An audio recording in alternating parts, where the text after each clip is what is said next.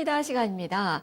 세상을 살아가다 보면 정말 정신없게 살다 보니까 놓치는 것들이 많습니다. 뭐 서민의 경우에는 또 생업에 많이 종사하다 보면 더 그렇게 되는데요.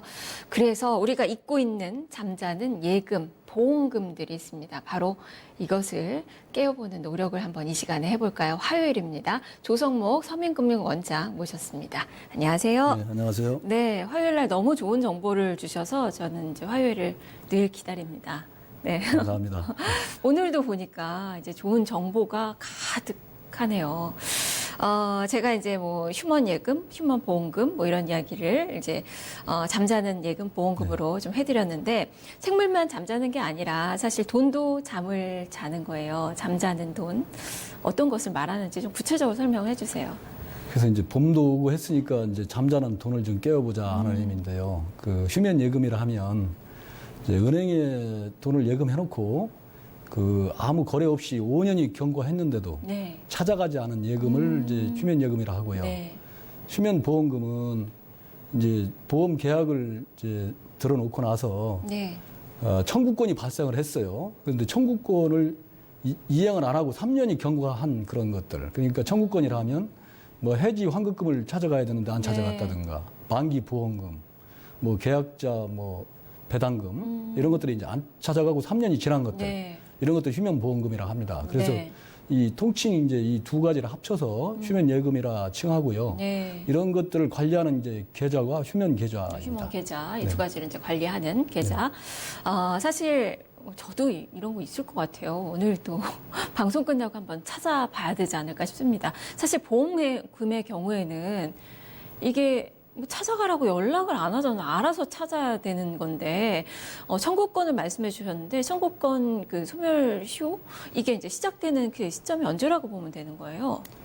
이 청구 사유가 발생할 때입니다. 예를 들어서 뭐 실손보험이다. 우리 실비보험이 네네. 있지 않습니까? 그러면 예를 들어서 이제 병원에 가서 치료받은 날, 네. 뭐 사망보험이다. 그러면 이제 죽은 날, 네. 예를 들어서 뭐 진단보험이다. 그러면 진단이 확정된 날, 이렇게 이제 그 청구 사유가 발생한 날로부터 소멸시효가 시작된다고 보시면 되겠습니다. 네. 사실 뭐 그런 돈들이 다 있으실 것 같아요. 보험 같은 경우는 정말 뭐 지인의 부탁으로 한번 들어줘. 이래서 이제 들어놓은 보험이 있을 수 있고, 저도 생각해 보니까 은행에 정말 자투리 돈이 있는 것 같아요. 뭐 주거래 은행 바뀌면서 뭐 조금 뭐 남겨놓은 돈들 뭐 몇천 원 아니면 몇백 원, 또 사실 끝자리는 또 이게 또 출금이 안 되기 때문에 뭐 몇 원 뭐 이런 것들도 있을 수 있고요. 이런 것들을 이제 한눈에 좀 볼 수 있는 그런 금융거래 그 정보에 대해서 종합적으로 알 수 있는 그런 방법이 좀 있을까요? 휴면 예금이나 휴면 보험금을 이제 은행마다 다 가서 보험사마다 가서 찾을 수가 없기 때문에 네.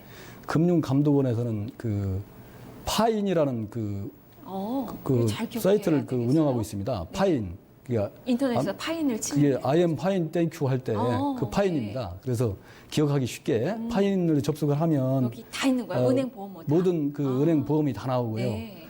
그 아니면 이제 전국은행연합회라든가 아니면 그 생명보험협회, 뭐 손해보험협회 사이트에 가면 네. 거기에서 이제 예금이 이제 그 휴면 예금으로 그냥 남아 있는 것도 있고 아니면 이제 이게 서민금융진흥원으로 출연된 네. 그 예금 두 가지를 다 알 수가 있습니다. 만약 그 이제 연로하셔가지고 인터넷을 잘 못 하신다. 네. 그럴 경우는 이제 가까운 그 은행이나 보험사에 가셔서 본인 확인을 거쳐가지고 우체국가도 우체국과도 이제 알 수 있는데 우체국 경우에는 조금 그 이제 서민금융진흥원으로도 출연된 거는 안 나오고요. 그리고 이제 건당 그 이제 1천만 원 이상일 때는 해당 그 은행에 찾아가야만 되게 돼 있습니다. 서민금융진흥원으로 이제 출연이 된다라고 말씀해 주셨는데, 그 뭐 미소금융 뭐 이런 데로 이제 활용이 되는 거죠. 이것도 다시 찾을 수가 있는 거예요? 그것도 다 찾을 수가 있습니다. 그래서 그게 이제 서민의 금융생활 지원에 관한 법률하고 이제 금융회사하고 협약에 따라서 네. 휴면 예금이 되면 그쪽으로 출연을 하는데 출연을 하더라도 그 서민금융진흥원에서 이제 그 휴면 예금 그 청구를 하면 지급할 수 있도록 이렇게 사이트를 운영하고 있습니다. 그래서 이제 그런 경우에는 이제 금감원의 그 휴면 예금 조의 서비스를 통해서 아까 말씀드린 그 제도를 통해서 이제 그 확인이 된 그런 계좌에 한해서 일단 그 서민금융진흥원에서도 찾을 수가 있게 돼 있습니다. 다 확인을 네. 하셔야 되겠네요. 제 것뿐만이 아니라 제가 만약에 상속인인데 부모님이 돌아가셨다고 하면 부모님이 가지고 계셨던 그 뭐 휴먼 예금, 보험금 이런 것들도 좀 알아볼 수 있나요? 그렇습니다. 그 상속인 금융거래 조회 제도가 있습니다. 그런 게 있어요. 그래서 네. 상속인 조회라고 보통 하는데 상속인 조회를 통해서 그 휴면예금을 찾을 수가 있고요. 네. 만약 이제 그 서민금융진흥원으로 출연이 됐다 하면은 서민금융진흥원에 이제 출연 휴면예금 상속인 조회 서비스가 또 운영되고 있습니다. 네. 그래서 이제 그 아주 세부적인 내용을 파악할 수가 있습니다. 그래서 이 경우에는 이제 그 대표 상속인도 여러 명이 있지 않았습니까? 네. 근데 대표 상속인에 한해서 조의 신청일 기준으로 이제 90일 이내에 신청을 해야 되고요. 그리고 이제 그 금감원의 상속인 거래 그 조회 신청에 따른 결과를 받으신 분에 한해서만 네. 이용할 수가 있습니다. 이것도 꼼꼼하게 알아봐야 될 그 사항이에요. 그렇습니다. 보험 얘기가 나왔으니까 이제 보험에 대해서 또 궁금한 점이 사실 보험을 여기저기 많이 들어놓고 잊어버리는 경우가 많아요. 그래서 제때 청구하지 못하는 경우도 있고요. 제가 이제 들은 보험들 일목요연하게 한 번 이렇게 볼 수 있는 그런 뭐 사이트 같은 것도 있나요? 저도 게을러서 이제 잘 못 해보다가 여기 나오면서 해봤습니다. 저도. 그런데 저도 모르는 보험들이 많이 있습니다. 그런데 이게 그 한국신용정보원에서 운영하는 그 내 보험 다 보여라는 사이트가 있습니다. 이 서비스를 이용하면 네. 내 보험이 다 보입니다. 그래서 그 한국신용정보원에 정의원으로 가입을 하고 네. 가입이 어려운 거는 어려운 아니죠? 건 아닙니다. 그러면 보장 내용이 뭔지 이걸 뭐 보장 조회한다고 금액은 신용 얼마인지 등급에 문제가 생기거나 뭐 이런 전혀 건 그런 건 아니고 아닙니다. 것도 아니고. 자기 정보를 네. 그냥 보는 거니까요. 그래서 그런 서비스를 잘 활용하시면 좋겠습니다. 이게 이제 유사시 사고를 대비해서 보험을 들어놓고 막상 또 사고도 당했는데 못 찾아간다. 얼마나 안타깝겠습니까? 그래서 네. 이런 것들은 이 제도를 잘 알면 네. 그 보험회사에서 뭐 찾아가라고 연락은 안 오거든요. 그러니까요. 사고를 네. 당했는지 알 수도 없고요. 그러네요. 그래서 본인들이 그 권리를 찾지 않으면 아까처럼 휴면예금이 된다든가 그래가지고 이제 그 자기의 재산이 결국은 없어지는 결과가 됩니다. 네. 앞서서 실손보험도 말씀해 주셨는데 실손보험도 대신 청구해 주는 앱이 있다라는 얘기를 들었어요. 그렇습니다. 저희 네. 저도 이제 그 큰아이가 좀 아파가지고 병원에 갔는데 영수증이 한 100건 돼요. 그런데 네. 이걸 가지고 이제 보험을 청구하려고 보니까 그 콜센터 전화번호, 그 팩스 번호를 또 알아가지고 팩스를 넣고 해야 되는데 되니까. 네.